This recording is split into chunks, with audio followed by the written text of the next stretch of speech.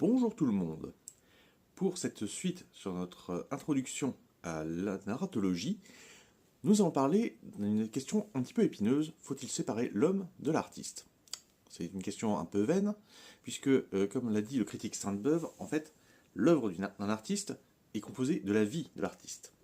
Donc, forcément, si vous excluez l'artiste de son œuvre, vous n'arriverez pas forcément à comprendre toute son œuvre. Alors évidemment, ce n'est pas la seule théorie.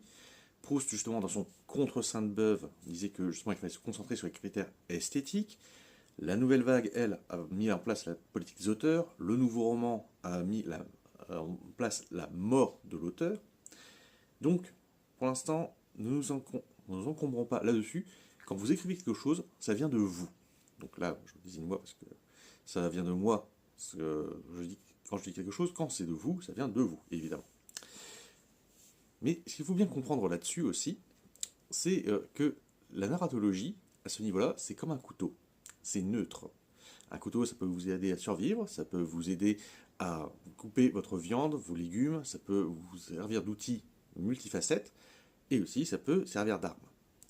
La narratologie, c'est la même chose, vous pouvez passer n'importe quel message.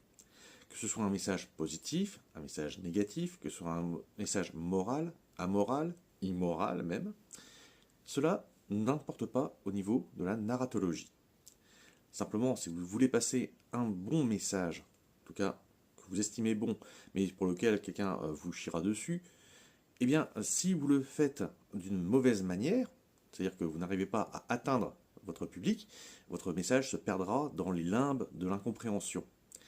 A l'inverse, si vous avez un message complètement pourri, parce que vous êtes sur de mauvais prémices du genre les aliens ont construit les pyramides, ou un truc beaucoup plus grave dont je tairai le nom parce que je ne suis pas là pour ça, eh bien là, si vous arrivez à avoir une bonne narratologie, une bonne façon de narrer cette histoire, malheureusement ça touchera du public. Et ça, c'est pas une très très bonne chose. Aussi, je vous propose tout simplement d'évacuer la question morale de cette parenthèse, de cette petite leçon que j'essaye de donner sur la narratologie. Puisque, avant tout, ce qui va compter, c'est ce que vous voulez faire avec votre récit. Donc, je vous dis à bientôt pour la suite.